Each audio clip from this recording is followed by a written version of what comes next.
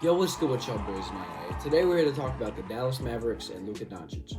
But before we get into things, make sure you drop a like, you subscribe, and drop a comment down below, man. Tell me who you want me to talk about next.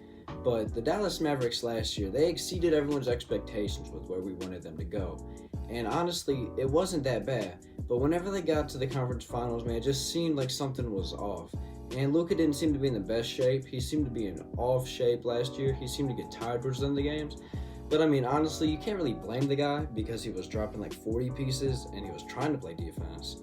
But he just doesn't seem to be in that great shape. But this off season, apparently he's been in the best shape of his life. So hopefully next year coming up, we can see him at another level. Just that defensive level we need to see him at. And hopefully we can get Spencer Dinwiddie to come in and we can have some of his side pieces, his partners in crime coming in just to do better. Get that out. And hopefully we can see Spencer Dinwiddie and all the role players on the team kind of step up a little bit to take that team to the next level. Because even with Jalen Brunson, man, we know that he got traded to the Knicks. But even with Jalen Brunson, man, we know he signed with the Knicks. But that really wasn't like that crucial, in my opinion. Because I think Jalen Brunson's way overrated. Especially going to the Knicks where his dad's on the team. And it just seems kind of weird, man. I ain't gonna lie, but with Luka is getting in the best shape of his life. And then you have Spencer Dinwiddie. And you also got players like Christian Wood and JaVale McGee. And honestly, I don't think that Christian Wood is like an all-star caliber or like all-NBA player. But I'm really hoping for the best for Luka because if he has that second star, think about it.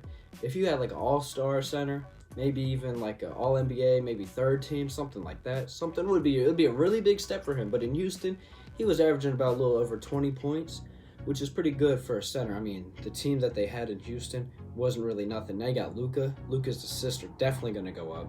You got a defensive anchor like JaVale McGee. I hope they don't make it in the play-in. I hope they're like a 5-4 seed because they could make a deep run into the playoffs with Luka because with JaVale McGee coming off the bench, Christian Wood, you have a good scorer, you have a big man scorer, not a guard scorer because Jalen Brunson was kind of small, only 6'3", but he's not like Steph Curry. He was kind of like iffy on his shooting, but he didn't do horrible. But losing him, you also have Tim Hardaway Jr. coming off the bench. You also have Spencer Dinwiddie. You got good, solid role players. And you also have Maxi Kleber, who was a really good role player for that team. Really good at supporting Luka. So you also have him coming off the bench. I mean, you got pretty good depth on that team, man. So I'm really hoping that the role players can take that next level step. And also, you have players like Dwight Powell. So he's also really good. I mean, that's 8 solid role players right there. Tim Hardaway, Dwight Powell, Maxi Kleber.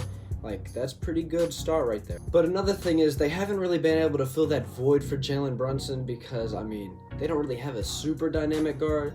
So I don't know if Luka will be able to have that side partner. But I think that's what they're banking on with Spencer Dinwiddie. Because when he was in Brooklyn, he did pretty good. He's came over here and he's done better. So honestly, I'm hoping the best for that.